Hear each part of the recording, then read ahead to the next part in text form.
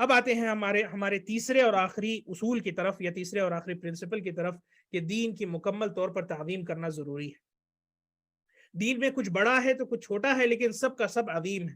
یہ دین کا ہر حصہ عظیم ہے، اس میں کوئی یعنی آپ کسی چیز کو اہمیت دیتے ہیں تو اس کا یہ معنی و مفہوم نہیں کہ دوسری چیزیں اہم نہیں ہیں۔ یہ قاعدہ بھی بہت زیادہ ضروری ہے، اور یہ قاعدہ کیوں ضروری ہے میں آگے چل کے آپ کو بتلاتا ہوں۔ فرمایا انہم یعظمون جمیع امور الدین، کہ ہمارے یعنی سلف جو ہیں وہ دین کے سارے امور کی تعظیم کیا کرتے تھے۔ تعظیم کا کیا مطلب ہے؟ اس کو اہمیت دینا، اور اس کو فوقیت دینا، اور اسے کم یا جو ہے یعنی اس کی اہمیت کو جو ہے کبھی گھٹانا مت۔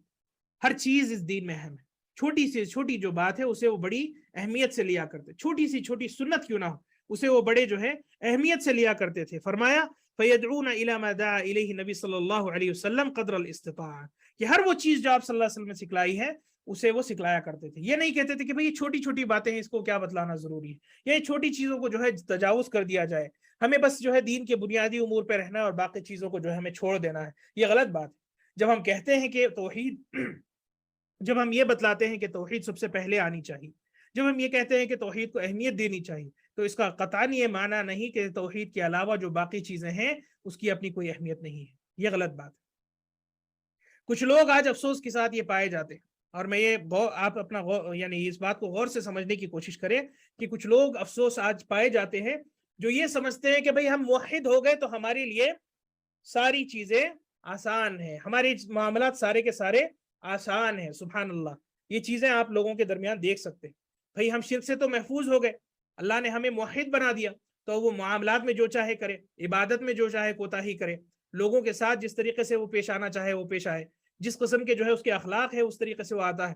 ایک بات اس کے یہ دل میں ہوتی ہے کہ میں موحد ہوں، میرے لیے ساری چیزیں حلال ہیں۔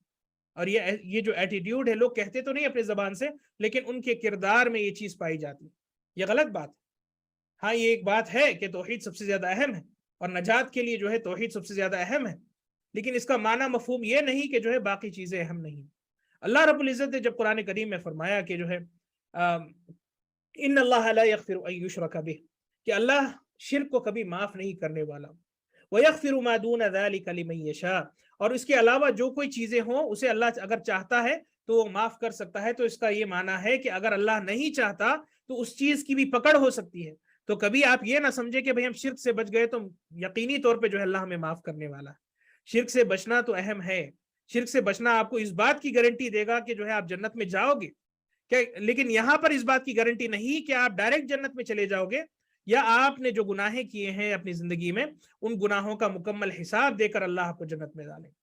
تو ہمیشہ انسان کو اس بات کی بھی اہمیت دینی ہے کہ ہر چھوٹی چھوٹی بات جو دین میں بتلائی گئی ہے اس کو بھی اہمیت دینا، اس سارے کے سارے دین کا مکمل طور پر تعظیم کرنا زیادہ ضروری ہے۔ سورہ حج کی آیت ہے، اللہ رب العزت نے فرمایا جیسے آپ دیکھ رہے ہیں ذالک ومن یعظم شعائر اللہ فإنها من تقوى القلوب، کہ یقیناً جو اللہ رب العزت کے اس دین کے جو شعائر ہیں، جو وہ علامتیں ہیں، یا جو عبادات ہیں جسے اللہ نے فرض کیا ہے، یا جو امور ہے جسے اس دین میں بیان کیے گئے ہیں، اس کی تعظیم جو کرتا ہے، یعظم کا لفظ استعمال آیا ہے، تعظیم یعنی اسے اہمیت دینا، اسے بڑی اہمیت دینا، چھوٹی سے چھوٹی سنت کیوں نہ ہو اسے بڑے اہمیت سے سننا، اس پر کوشش کرنا کہ اس جو ہے سنت پر آپ اپنی زندگی میں کم سے کم جو ہے آپ کچھ مرتبہ جو ہے اس سنت پر آپ عمل کریں۔ اگر آپ مداومت نہ بھی کر پا رہے ہوں تو آپ کی زندگی میں کبھی نہ کبھی اس سنت پہ جو ہے عمل کرنے کی آپ کو کوشش کرنا چاہیے۔ تو اللہ رب العزت نے فرمایا فَإِنَّهَا مِن تَقْوَى الْقُلُوبِ، کہ جو شخص اللہ کی تعظیم کرتا ہے اور اللہ کے دین کی تعظیم کرتا ہے، اللہ کے دین کے یہ جو امور ہیں، جو کچھ بھی اللہ کے دین سے جڑے ہوں، یہ عبادات ہے اور ساری کی ساری جو تعلیمات جو اللہ آپ صلی اللہ علیہ وسلم نے ہمیں دی ہیں، اس کی جو تعظیم کرتا ہے، اسے جو ہے اپنی زندگی میں بہت اہمیت سے لیتا ہے، وہ اس کے دل کے توحید یا تقوی کی جو ہے نشانی ہے۔ دلوں کے تقوی کی یہ بات ہے کہ انسان کے دل میں تقوی ہے۔ دین کی کبھی بات آ جائے تو آپ اپنے کان کو کھڑا کر لیں، سن لیں کہ کیا جو ہے کہا گیا ہے، قال اللہ یا قال الرسول ہے، تو آپ کو ہر دین کے جو ہے حصے کی برابر جو ہے اہمیت اپنے دل میں رکھنی چاہیے۔ اسی طریقے سے اللہ رب فرماتا ہے یا ایھا الذین آمنوا ادخلوا فی السلم کافہ، کہ اے ایمان لاؤ، اے لوگوں جو ایمان لائے ہو، یا اے وہ لوگوں جو ایمان لائے ہو، اللہ رب العزت کے دین میں پورے کے پورے داخل ہو جاؤ۔ یہ نہیں کہ بس آدھا مجھے داخل ہونا ہے، یا مجھے بس ان چیزوں میں داخل ہونا ہے جو میرے مزاج کے مطابق یا جو میرے زندگی کے لائف سٹائل سے ملتی جھلتی ہو یا جو مجھے مشقتوں میں نہ ڈالتی ہو، جو آج کے زمانے میں جو جیسے کچھ لوگ کہتے ہیں کہ آج کے زمانے میں جو چیزیں جس پر عمل کیا جا سکتا ہے اتنا ہی میں دین کو لوں گا۔ یہ دین آپ کے مزاج کے طور پہ چلنے کے لیے نہیں آیا ہے۔ یہ دین جو ہے آپ کی خواہشات کے مطابق جو ہے اسے توڑ مڑوڑ کر جو ہے اس پر عمل کرنے کے لیے یہ دین نہیں آیا۔ یہ دین آیا ہے تاکہ آپ اس میں مکمل داخل ہو جائیں۔ اللہ فرما رہا ہے یہاں پر ادخلوا فی السلم کافہ، کہ مکمل طور پہ اس دین کے لیے مستسلم ہو جاؤ۔ سبمیشن کا جو لفظ ہے، استسلام کا جو لفظ ہے کہ اللہ رب العزت کے سامنے اپنے آپ کو مکمل طور پہ بچھا دو۔ یہ نہ کہو کہ مجھے یہ چاہیے اور یہ نہیں چاہیے۔ یعنی معذرت کے ساتھ دین کوئی آپ کے لیے جو ہے اوپن بفے نہیں کہ یہ ڈش آپ کو پسند آ گئی تو آپ نے اسے لے لیا اور فلانا ڈش آپ کو نہیں پسند آتا تو آپ نے اسے چھوڑ دیا۔ یہ غلط بات، اختیارات نہیں ہے۔ دین مکمل طور پہ عمل کرنے کے لیے آیا۔ ہاں کچھ سنتیں ہیں اور کچھ واجبات ہیں، کچھ فرائض ہیں، یہ الگ بات ہے، لیکن قبول کرنے کے ناحیت سے آپ کو ہر چیز قبول کرنا ہے۔ ہاں آپ عمل کرتے ہیں یا نہیں کرتے ہیں، یا آپ کے اور آپ کے تقوی کی بات، لیکن سارا کا سارا دین آپ کو قبول کرنا ہے۔ اگر آپ کسی غربی فکر سے متاثر ہو کر یا لبرل فکر سے متاثر ہو کر دین کے چند چیزوں سے جو ہے آپ ناراض ہیں، تو اس کا یہ مطلب نہیں کہ آپ اسے اس کو رد کر سکتے ہیں۔ آپ کو اپنے عقل کو جو ہے سدھارنے کی ضرورت ہے، آپ کو اپنی فکر سدھارنے کی ضرورت ہے، جب تک کہ آپ اس دین کے مطابق اپنے عقل کو نہ کر لیں۔ اسی طرح سے جو ہے لوگوں کے جو ہے طرح طرح کے آج ذہنیتیں، یعنی ایسے ایسے افکار پھیلا دیے گئے ہیں، سیکولرزم ہے، عورتوں کے درمیان فیمنزم پھیلائی گئی ہے۔ اسی طریقے سے جو ہے لبرل مائنڈڈ آج لوگ ہیں، کہتے ہیں I am a Muslim liberal person, کہ میں ایک مسلمان بھی ہوں اور ایک لبرل انسان ہوں۔ بھائی اسلام اور یعنی دو الگ الگ دشائیں ہیں، یا تو آپ یمین رائٹ جا سکتے ہیں یا تو لیفٹ جا سکتے ہیں۔ یہ نہیں کہیں کہ میں رائٹ اور لیفٹ ایک وقت جا رہا ہوں، یہ بے وقوفی ہے۔ ویسے ہی لبرلزم ہے کہ آپ ایک لبرل مسلم کبھی نہیں ہو سکتے۔ اسلام کا معنی ہے کہ آپ مکمل طور پہ اس کے لیے مستسلم ہو جائیں، اور لبرلزم یہ ہے کہ آپ ہر قسم کے جو دینی یعنی قیم ہے، دینی ویلیوز ہے، دینی جو تربیتیں ہیں، یعنی جو اصول اور بنیاد دین میں سکھلائے جاتے ہیں، اس سے آپ مجرد ہو کے آپ اپنی خواہش پرستی کریں، آپ اپنی خواہشات کے پیچھے دوڑیں۔ یہ ہے حقیقی معنی لبرل ہونے کا۔ تو اسلام اور لبرلزم ایک ساتھ نہیں آ سکتے۔ تو کہنے کا مقصد یہ ہے کہ آپ جب دین اسلام قبول کرتے ہیں تو سلف کا یہ طریقہ ہے کہ دین کو مکمل طور پر مستسلم اس کے لیے ہو جانا، اور اس میں کوئی ایک چیز جو ہے قبول نہ کرنا، کوئی ایک چیز لے کر کے دوسری چیز چھوڑ دینا، یہ ان کا طریقہ نہیں ہے۔ فرمایا اس آیت میں اللہ رب العزت نے ادخلوا فی السلم کافہ، کہ مکمل طور پر اس دین میں داخل ہو جاؤ پورے کے پورے، اور ولا تتبعوا خطوات الشیطان، کہ شیطان کے راستے پہ تم نہ چلو، شیطان کے قدموں کی تابعداری تم نہ کرو، شیطان کے نقش قدم پر تم نہ چلو۔ انہ لکم عدو مبین، کہ یقینی طور پر شیطان چاہے گا کہ آپ کو جو ہے صحیح راستے سے ہٹا کر کے اپنے راستے پہ لے جائے گا، اور شیطان آپ کا عدو مبین ہے، کھلا دشمن ہے، کھلا چھپا ہوا دشمن نہیں، وہ اعلان کر کے آپ پہ اٹیک کر رہا ہے کہ آپ کو دین اسلام سے ہٹانا ہے۔ تو یہاں پر ایک اہم نقطہ میرے عزیز دوستوں، میرے بھائیوں اور بہنوں، وہ یہ ہے کہ اگر اسلام کو مکمل طور پہ آپ نہیں لیں گے تو شیطان کیا کرتا ہے، آہستہ آہستہ چھوٹی چھوٹی چیزیں آپ سے جو ہے آپ سے جو ہے نکالنے کی کوشش کرتا ہے، اور پھر آخر یہ چھوٹی چیزیں ایک دن جا کر کے بڑی بڑی چیزیں آپ سے ضائع ہونے لگتی ہیں دین کے، اور پھر مکمل طور پر دین ضائع ہو جاتا ہے۔ جیسے کہ مثال کے طور پر ایک موتی کا اگر نیکلس ہو، اگر آپ اس ڈوری کو یا اس ڈور کو کاٹ دیں گے تو ایک ایک کر کے جو ہے ساری کی ساری موتیاں گر جائیں گی۔ تو دین اسلام کا بھی یہی حال ہے۔ اگر آپ ضائع کرو گے دین کی عبادتوں کو، یہ کہہ کر کے یہ ضروری نہیں، یہ کہہ کر کے یہ جو ہے چھوٹی ہے، یہ کہہ کر کے یہ آج کے زمانے کے لیے جو ہے انفٹ ہے، یہ جو ہے آج کے زمانے پہ اس پہ عمل نہیں کیا جا سکتا، یہ چیز آپ کو بڑی چیزوں تک لے جائے گی، اور شیطان یہ اس بات میں کامیاب ہو جائے گا کہ بڑی بڑی چیزوں میں بھی جو ہے آپ کا عقل یہی باتیں کہنے لگے گا۔ اب یہاں شیخ صالح الفوزان کی ایک اہم بات ہے، فرمایا، اور اسے غور سے آپ سنیں اور اسی سے ہم اپنی بات ختم کریں گے۔ فرمایا هذه قاعدة تبين أنه ليس معنى قولنا أنه يبدأ بالتوحيد ويركز على التوحيد، ليس معناه أنه يتساهل في الأمور الأخرى۔ فرمایا کہ اس کا یہ قطعاً معنی نہیں کہ جب ہم کہتے ہیں توحید کو اہمیت دو، توحید سیکھو اور سکھلاؤ، اس کا یہ قطعاً معنی نہیں کہ باقی چیزوں کی کوئی اہمیت نہیں، باقی چیز بھی اہم ہے۔ میں نے جیسے ابتدا میں کہا تھا، کچھ چیزیں بہت ہی زیادہ جو ہے اہم ہیں، اور باقی چیزیں جو ہے مہم ہیں۔ دین میں ساری کی ساری چیزیں امپورٹنٹ ہیں، کچھ زیادہ امپورٹنٹ ہیں اور کچھ کم امپورٹنٹ ہے، لیکن یہ سارا کا سارا دین امپورٹنٹ ہے، ضروری ہے، اور اسے اہمیت دینے کی ضرورت ہے۔ فرمایا کہ لیس معناه انه يتساهل في الامور الاخرى من بقيه الواجبات وترك المحرمات لیس معناه ان هذه المعاصي امر سهل. یہ نہ سمجھے کہ باقی گناہوں میں جو ہے اگر آپ توحید پہ مضبوط ہوتے ہیں تو آپ جو چاہے اپنی گناہیں کریں، جیسے چاہے اپنی زندگی گزاریں، ہاں بس توحید کی حفاظت کر لیں آپ کی نجات ہو جائے گی. یہ بات غلط ہے، یہ بات غلط ہے. دو وجوہات ہیں اس کے. پہلا وجہ کہ یہ بات نبی کریم صلی اللہ علیہ وسلم اس طریقے سے ہمیں دین نہیں سکھلایا. اگر یہی ہوتا تو اللہ تعالیٰ ہمیں یہ کہتے کہ بس میری توحید کا اقرار کر لو اور جیسے تمہیں جینا ہو اپنی زندگی جی لو. ایسا آپ صلی اللہ علیہ وسلم نے نہیں کہا، نہ ہی اللہ تعالیٰ نے قرآن میں کہا.